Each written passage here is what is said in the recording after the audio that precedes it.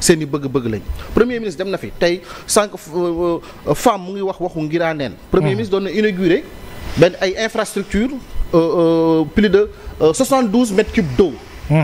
ba mu fa toogee daf na leen infrastructure yi may inauguré dina leen mën a jàppale non seulement dina leen mën a jàppale ci approvisionnement en eau. mais dina leen mën a jàppale aussi ba nga xamante ne tey du ngeen am ay inondation moom la taxawoon foofu tey wax ko fa et que tey bu ñuy xool li mu wax ak li nga xamante ne tey moo jot a xew c'est pratiquement tout à fait le contraire c'est tout à fait le contraire dañu jàpp ne tey Mouhamed ñii li leen fi tax a jóg du ay indi ay solution képp kuy sénégalais fi sa xel waroon teyee rek mooy ba nga ñëwee taxaw rek ne nawet bi du sama nawet mel ni affaire bi da nga koy paasante mais mieux le premier ministre il a dit plus que ça waxul sax caisse noire yem si monsieur Thiam dafa ne da ngay dem jël bu Moustapha Niasse ak bu Ousmane Tanor Dieng ak bu président Macky Sall ñu faj inondation yi loolu la wax nañu jël caisse noire mu faj ko yëpp alors que moom premier ministre moom mu ngi ak 9 milliards gulet yoo xam ne moo ko moomal boppam ñu ngi koy ñaan mu indi ko ñu def ko si inondation yi waa Kër Massar soxla nañ ko waa Girandère soxla nañ ko waa Touba soxla nañ ko waa Kaolack soxla nañ ko ñeneen ak ñeneen soxla nañ ko moom tamit mu jël ko boole si ak bu président de la République munoo toog tey sénégalais yi dund situation yi nii nga dem ba Dubaï toog fa ñun ñëpp xam nañ les réalités il n'a même pas été reçu par la famille de Cheikh Seyd ñun ñëpp xam nañ ne Dubaï du ñu investir ci ay xaalis ci ay dëkk. li ñuy investir c'est à travers des activités portières. absolument fii ci ay port de Ndayane.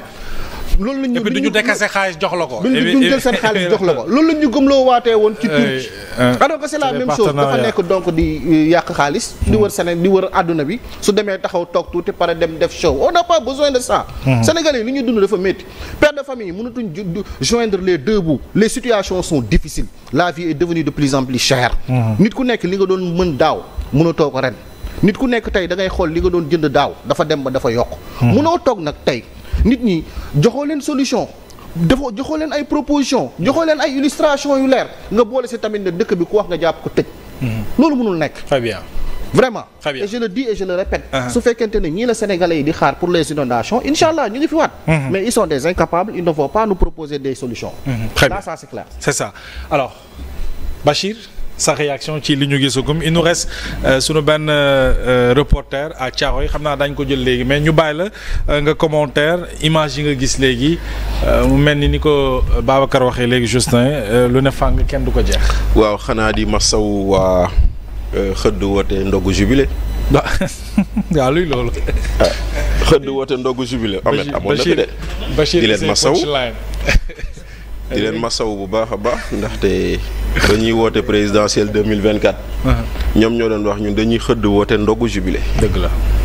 te nag ña xëddoon woote ndogu jubilé mérité wu ñu dëkk ci biir ndox. ñoo xëy inondé. te ñañu wooteel ñoo leen seetaan.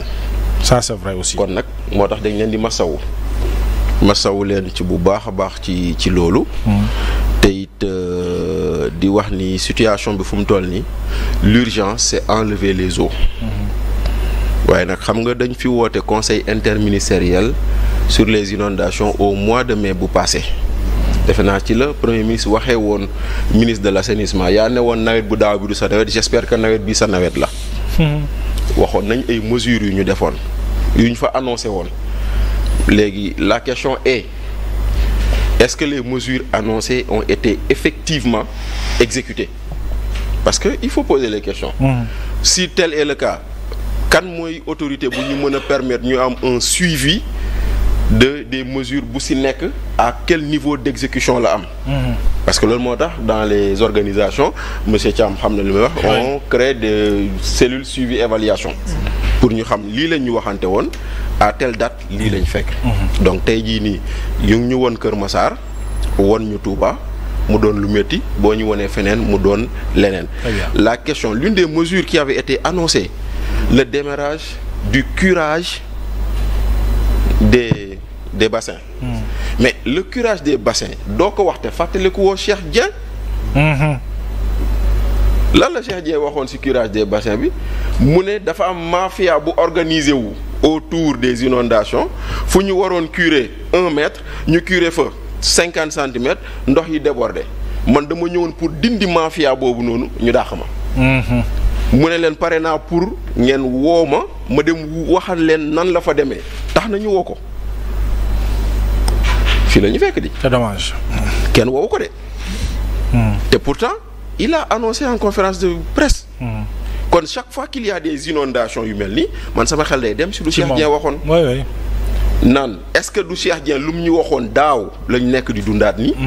on peut se poser légitimement cette question. te waxoon na nit ba mu demee Touba. bañ koy dax. situation bi li ma gis Touba si ça continue. waaw li ñu dundoon daaw lu raw loolu la ñuy dund. et l'histoire lui a donné raison. et l'histoire semble lui donner raison. oui. kon nag mu ngi noonu. moo tax nag da ngay poser wu question yooyu noonu. mu des nag loo xam ne lii nag dañ ci war a bàyyi xel. ndaxte monsieur Dieng mu ngi koy wax léegi. Actuellement, le niveau du fleuve Sénégal commence à être dans une situation critique. loolu tam nañ ko bàyyi xel ndaxte tey jii nii au 11 septembre à la station de Podor le niveau est à 4,93 m. Alors que l'année passée à la même période c'était à 4,65 m. mi ngi yéeg. et nee nañu le niveau d'alerte alerte rouge c'est 5 mètres maanaam il reste 7 centimètres d'eau pour arriver à l'alerte rouge sur Podor. ñu ne la sur Bakel ak Kidira nous sommes à 6 mètres là-bas et à 8 mètres kon les inondations ou débordements de fleuve bu ñu fi amoon wala crues yi xaw ma nu ñu ko mënti tuddee ça risque de nous rattraper encore.